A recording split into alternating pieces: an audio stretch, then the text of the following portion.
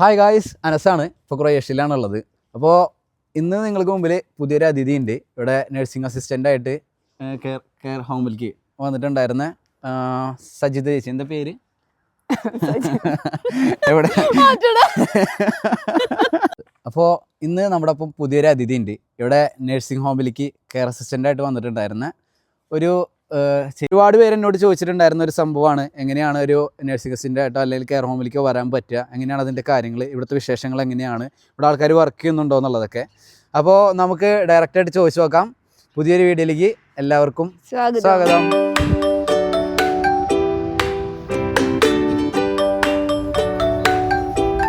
എൻ്റെ പേര് സജിത. ഞാൻ തൃശ്ശൂരിൽ നിന്ന് വരുന്നു. ഇപ്പം ഞാൻ ക്രൊയേഷ്യയിൽ എത്തിയിട്ട് 3 ആഴ്ചയായി. ഞാൻ വർക്കിന് കയറിയിട്ട് ഏകദേശം ഒരാഴ്ച ഇപ്പം കഴിഞ്ഞു. ഒരാഴ്ചയായി കെയർ ഹോമിൽ കയറിയതിന് ശേഷം? അതെ, ഒരാഴ്ചയായി. കുഴപ്പമില്ല, വർക്കൊക്കെ നല്ലതാണ്. നമുക്ക് നല്ല സപ്പോർട്ടീവാണ്. ഇവിടെയുള്ള എല്ലാവരും നല്ല സ്നേഹമുള്ളവരാണ്. പിന്നെ എന്താ പറയുക, ലാംഗ്വേജ് പഠിക്കണം. ലാംഗ്വേജാണ് ഇവിടുത്തെ ഒരു ചെറിയൊരു ബുദ്ധിമുട്ടായിട്ട് തോന്നിയിട്ടുള്ളത്. എന്താണെന്ന് വെച്ച് കഴിഞ്ഞാൽ ഇവിടെ ഉള്ളവർക്ക് പേഷ്യൻസ് ഒക്കെ പ്രായമായവരൊക്കെ ആവുമ്പോൾ അവർക്ക് വേറെ ഭാഷകളോ ഇംഗ്ലീഷോ ഒന്നും അറിയാത്ത കാരണം കൊണ്ട് നമുക്ക് ഭയങ്കര ബുദ്ധിമുട്ടാണ്. എങ്ങനെയുണ്ട് ക്രൊയേഷ്യ? ഇഷ്ടപ്പെട്ടാ? നൈസാണ്, പക്ഷെ നല്ല തണുപ്പുണ്ട്. വന്നത് മുതൽ നല്ല തണുത്താണ്. ഇപ്പോഴും തണുത്ത് കളിച്ചോണ്ടാണ് ഇരിക്കുന്നത്. തണുപ്പിനെ പറ്റിയിട്ടുള്ള ജാക്കറ്റ് ഒന്നുമില്ല. അതെ. പിന്നെ വന്നിട്ടല്ലേ ഉള്ളൂ, നാട്ടിൽ നിന്ന് വന്നതിന്റെ ഒരു ഇതുണ്ടായിരിക്കും. അതെ. അപ്പൊ എങ്ങനെ നിങ്ങളുടെ വർക്കും കാര്യങ്ങളൊക്കെ എങ്ങനെയുണ്ട്?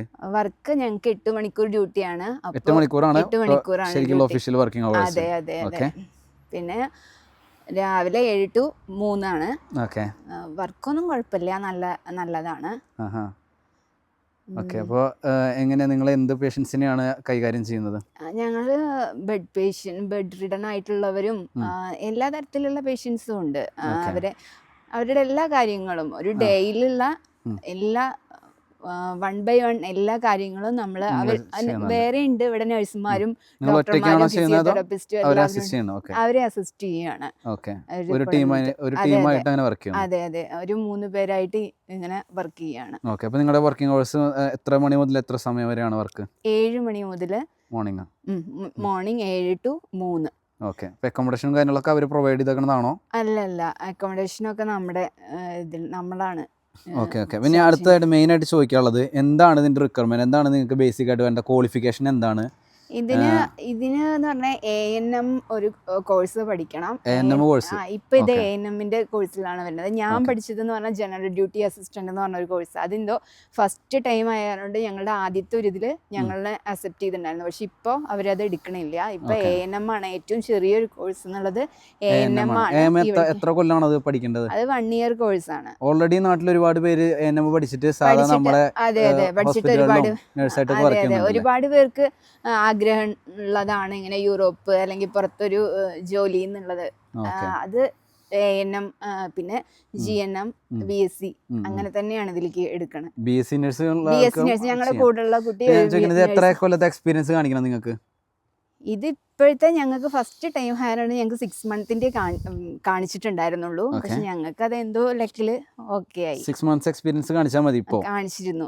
ശരിക്ക് എത്ര കാണിക്കണം? ഇപ്പൊ എനിക്ക് അറിയില്ല. എന്താന്ന് വെച്ച് കഴിഞ്ഞാൽ ഈ ലാംഗ്വേജ് ഒക്കെ ഇപ്പൊ ഭയങ്കര ഇവിടെ വന്നപ്പോൾ ഈ ലാംഗ്വേജിന്റെ ബുദ്ധിമുട്ട് കാരണം കൊണ്ട് ഇവിടുന്ന് എംപ്ലോയർ സൈഡിൽ ലാംഗ്വേജ് മസ്റ്റായും പഠിക്കണം എന്നുള്ളൊരു പറഞ്ഞിട്ടുണ്ടല്ലേ? അപ്പൊ നിങ്ങൾക്ക് അത് കാണിക്കേണ്ടി വന്നില്ല, അതിന്റെ സർട്ടിഫിക്കറ്റ് കാര്യങ്ങളൊന്നും കാണിക്കേണ്ടി വന്നിട്ടില്ല, IELTS കാര്യങ്ങൾ എടുക്കേണ്ടി വന്നിട്ടില്ല. ബട്ട് നിങ്ങളിപ്പോ ചെയ്യുന്ന കാര്യത്തിൽ അല്ലെങ്കിൽ ഇപ്പോ നിങ്ങളവിടെ വർക്ക് ചെയ്യുമ്പോൾ നിങ്ങൾക്ക് അതിന്റെ ബുദ്ധിമുട്ടുകൾ ഫേസ് ചെയ്യുന്നുണ്ടെന്നല്ലേ? അതെ, ബുദ്ധിമുട്ട് നന്നായി ഫേസ് ചെയ്യുന്നുണ്ട്. അതുകൊണ്ട് ഇങ്ങോട്ട് വരാൻ താല്പര്യമുള്ള ഒരു ലാംഗ്വേജ് എന്തായാലും നന്നായി ഒന്ന് നോക്കണം, നിർബന്ധമായിട്ട് പഠിച്ചിട്ട് വരിക എന്നുള്ളതാണ് പേഴ്സണൽ ഒപ്പീനിയൻ. അതെ. അപ്പോൾ ചേച്ചിയോട് ഞാൻ ചോദിക്കുന്നത്, നാട്ടിൽ നിന്ന് ഇപ്പോൾ ഒരു ANM കോഴ്സ് കഴിഞ്ഞിരിക്കുന്ന ഒരാൾക്ക് അല്ലെങ്കിൽ ANM പഠിച്ചുകൊണ്ടിരിക്കുന്ന ഒരാൾ എങ്ങനെയാണ് അപ്ലൈ ചെയ്യേണ്ടത്? ചേച്ചി എങ്ങനെയാണ് അപ്ലൈ ചെയ്തിട്ടുണ്ടായിരുന്നത്? എത്ര സമയം എടുത്തു ഇവിടെ വരാനായിട്ട്? എന്താണ് അതിൻ്റെ പ്രോസസ്സ് എന്നുള്ള കാര്യങ്ങളൊന്ന് വിശദീകരിച്ചിട്ട്, ഇപ്പോൾ നാട്ടിൽ നിന്ന് വരുന്ന ഒരു കുട്ടി അല്ലെങ്കിൽ ഒരാൾ എങ്ങനെയാണ് ഇത് ചെയ്യേണ്ടത് എന്നുള്ള കാര്യങ്ങൾ. ANM GNM BSc എല്ലാം അക്സെപ്റ്റ് ചെയ്യണം. ഇവിടെ നമ്മൾ ചെയ്യേണ്ടത് എന്താന്ന് വെച്ച് കഴിഞ്ഞാൽ ഒരു നല്ലൊരു ഏജൻസിനെ പോയിട്ട് കണ്ടുപിടിക്കണം. അത് കഴിഞ്ഞ് അവർ പറയും മാതിരി ഒരു ഇന്റർവ്യൂ ഉണ്ടാവും. എംപ്ലോയർ സൈഡിൽ നിന്ന് എന്തായാലും ഒരു ഇന്റർവ്യൂ ഉണ്ടാവും, 2-3 ഇന്റർവ്യൂ ഉണ്ടാവും. അത് കഴിഞ്ഞ് നമ്മൾ സെലക്ട് ആയി കഴിഞ്ഞാൽ അവര് 2-3 ഇന്റർവ്യൂ നിങ്ങളുടെ ഏജൻസി ചെയ്യുന്നതാണോ അതോ നമ്മുടെ എംപ്ലോയർ ഇവിടുത്തെ എംപ്ലോയർ സൈഡിൽ നിന്ന് HR സൈഡിൽ നിന്ന് ഒരെണ്ണം, ആ HR സൈഡ് പാസ്സായി കഴിഞ്ഞാൽ പിന്നെ എംപ്ലോയർ സൈഡിൽ നിന്ന് ഒരെണ്ണം, അങ്ങനെയാണ് അവരുടെ ഇന്റർവ്യൂ വരുന്നത്. അത് കഴിഞ്ഞ് കഴിഞ്ഞാൽ നമ്മുടെ പേപ്പർ വർക്ക് അവർ സ്റ്റാർട്ട് ചെയ്യും. അത് കഴിഞ്ഞ് പിന്നെ ഒരു മാസത്തിന്റെ ഉള്ളിൽ ഏകദേശം 8 മാസത്തോളം നമ്മളിത് പിന്നാലെ നടന്നിട്ടുണ്ടല്ലോ. 8 മാസം. ഇത് ഇപ്പൊ നിങ്ങൾ ചെയ്യുന്ന കോഴ്സ് കാര്യങ്ങളല്ലാതെ പേപ്പർ വർക്കിന് വേണ്ടിയിട്ട് 8 മാസം ഏകദേശം 8 മാസത്തോളം ഇത് ആയിട്ടുണ്ട്. കോൺട്രാക്ട് തരാൻ തന്നെ പേപ്പർ വർക്ക് കഴിഞ്ഞ് ഏകദേശം 2 മാസത്തോളമായി. അല്ല, നിങ്ങൾ ഫസ്റ്റ് ഒരേ ഇന്റർവ്യൂല് നിങ്ങൾ കറക്റ്റ് ആയിട്ട് പാസ്സായി പോയത് നിങ്ങളുടെ ഒപ്പം ചെയ്തിട്ടുണ്ടായിരുന്നവർക്ക് ഫെയിലിയർ വന്നിട്ടുണ്ടോ അതോ? ഫെയിലിയർ ആയിട്ടുണ്ട്, കുറെ പേര് ഞങ്ങളുടെ കൂടെ ഉള്ളവർ വന്നിട്ടില്ല. എന്തൊക്കെ ചോദ്യങ്ങളായിരുന്നു അവർ ചോദിച്ചിട്ടുണ്ടായിരുന്നത്? അവര് എന്താ പറയാ, നിങ്ങൾക്ക് ഈ ജോബ് എങ്ങനെയാ ഇത് എൻജോയ് ചെയ്ത് അങ്ങനെയൊക്കെയുള്ള, നമുക്ക് ഈ ജോബിനോട് എത്ര ഒരു ഇതുണ്ട്, ഫ്രണ്ട്ലി ആയിട്ടുള്ള ചോദ്യങ്ങളാണ്, ഫ്രണ്ട്ലി ആയിട്ടുള്ള ചോദ്യങ്ങളാണ്. കോംപ്ലിക്കേറ്റഡ് ആയിട്ടുള്ള അത് ഞങ്ങൾക്ക് ഉണ്ടായിരുന്നില്ല. പക്ഷെ ഇപ്പോഴത്തെ പറയണ പിള്ളേര് ഭയങ്കര ബുദ്ധിമുട്ടാണ് ഇന്റർവ്യൂ എന്ന് പറയുന്നുണ്ട്. അതായത് അവര് മെയിൻ ആയിട്ട് ലാംഗ്വേജിന്റെ ആണ് അവര് ഇത് നോക്കണേന്ന് തോന്നുന്നത്. കാരണം ഇവിടെ വന്നിട്ട് പകുതി പേർക്കും ചെയ്യാൻ പറ്റാത്തതിന്റെ അതെ അത് കാരണം കൊണ്ടുള്ള ഇതായിരിക്കാം വിചാരിക്കും. എംപ്ലോയർ സൈഡിൽ നിന്നുള്ള ഇന്റർവ്യൂ, നിങ്ങൾ എവിടെയാണ് പഠിച്ചത്, നിങ്ങളിപ്പോൾ എവിടെയാണ് വർക്ക് ചെയ്തുകൊണ്ടിരിക്കണേ, അങ്ങനെയൊക്കെ ഉള്ളതാണ്. നിങ്ങൾ പേഷ്യന്റിന് എന്തൊക്കെ, നിങ്ങൾ ഒരു പേഷ്യന്റിന് എന്തൊക്കെ നിങ്ങൾക്ക് പ്രൊസീജിയർ അറിയാം, അങ്ങനെയൊക്കെയുള്ള. അതെ ഒരു HR ചോദിക്കുന്ന ചോദ്യങ്ങൾ തന്നെയാണോ അതോ? HR ജസ്റ്റ് നമ്മുടെ എവിടെ പഠിച്ചു, എന്താണ്, എത്രയാണ് നിങ്ങളുടെ ഇതിന്റെ എക്സ്പീരിയൻസ്, അങ്ങനെയുള്ള കാര്യങ്ങളാ. എംപ്ലോയർ സൈഡിൽ നിന്ന്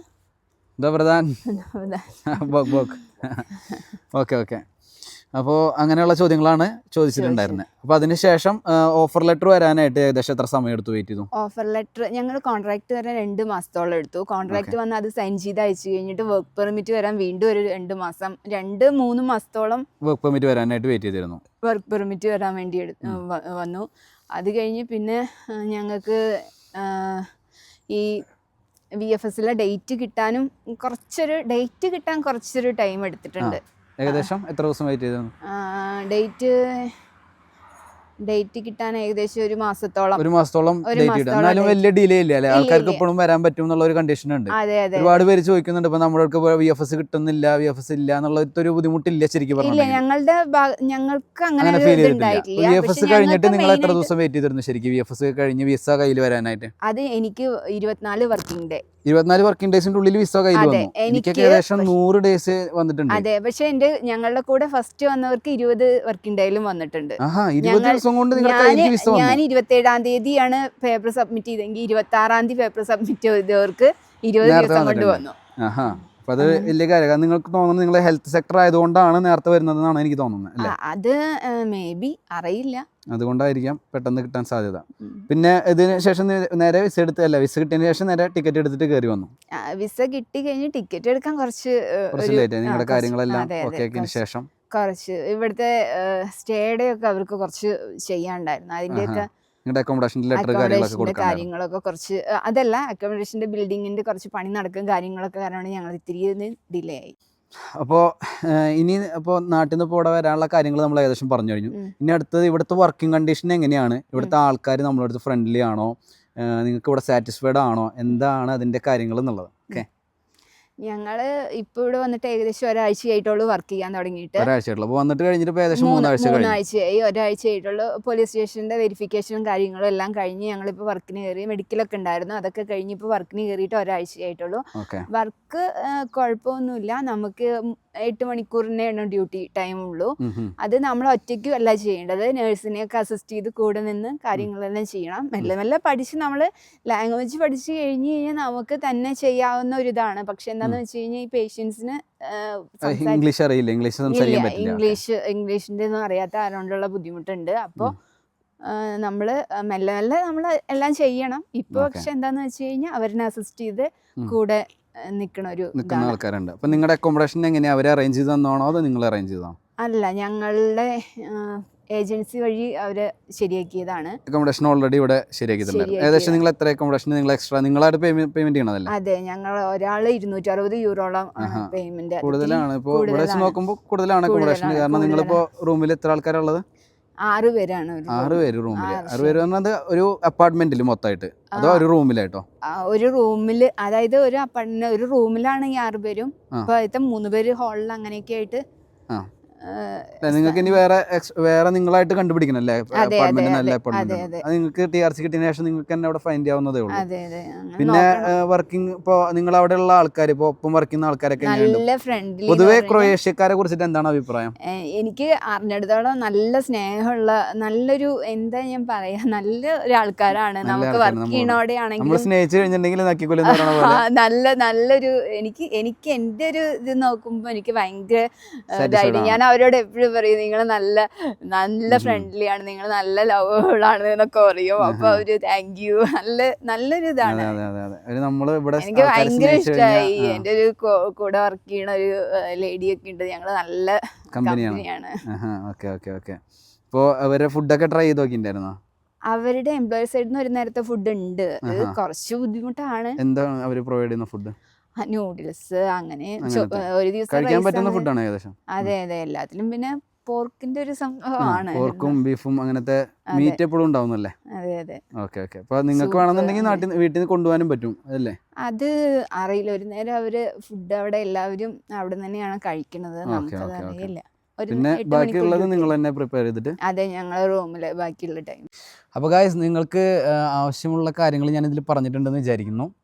പിന്നെ പനസ് എന്നോട് ഇങ്ങനെ ഒരു വീഡിയോയെ കുറിച്ച് പറഞ്ഞപ്പോൾ ഞാൻ ഒരുപാട് ഇങ്ങനെ ജോലിയെ കുറിച്ചൊക്കെ ആഗ്രഹിച്ചു, ഒരുപാട് അന്വേഷിച്ച് നടന്നിട്ടുണ്ട്. അപ്പോൾ മാൾട്ടയിലേക്കൊക്കെ ഞാൻ ആദ്യം പേപ്പർ വെച്ച് എനിക്ക് റിജിഷൻ വരും, അങ്ങനെ ഒരുപാട് കാര്യങ്ങളൊക്കെ ആയിട്ടുണ്ട്. അങ്ങനെയാണ് ഞാൻ ഈ കോഴ്സ് പഠിച്ചത്. ഒരു കാര്യം ചോദിക്കട്ടെ, അപ്പൊ നമ്മൾ എല്ലാവരും ഇവിടെ എത്തുന്ന ആളുകള് ഒരുപാട് സ്ട്രഗിൾ ചെയ്തതിന് ശേഷം മാത്രമാണ് ഇവിടെ എത്തുന്നത്, ശരിയല്ലേ?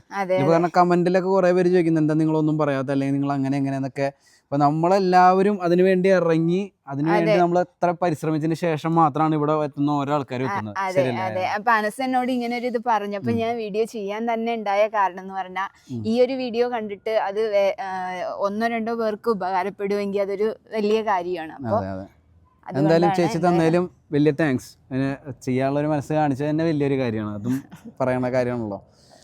അപ്പോൾ പുതിയതായിട്ടുള്ള ഇതേപോലുള്ള ഇൻഫോർമേറ്റീവ് ആയിട്ടുള്ള കണ്ടന്റ്സിന് കാര്യങ്ങൾക്ക് വേണ്ടിയിട്ട് നമ്മുടെ ചാനൽ എല്ലാവരും സബ്സ്ക്രൈബ് ചെയ്യുക. അതെ സബ്സ്ക്രൈബ് ചെയ്ത് വയ്ക്കുക, ലൈക്ക് ചെയ്യുക, ഷെയർ ചെയ്യുക. അതെ. അപ്പോൾ എന്തായാലും അടുത്തൊരു നല്ലൊരു വീഡിയോ ആയിട്ട് വീണ്ടും കാണാം. പുതിയതായിട്ടുള്ള എന്തെങ്കിലും ചോദ്യങ്ങളോ കാര്യങ്ങളൊക്കെ ഉണ്ടെന്നുണ്ടെങ്കിൽ എല്ലാവരും കമൻറ്റ് ചെയ്യുക. അപ്പോൾ ഓക്കെ, ബൈ.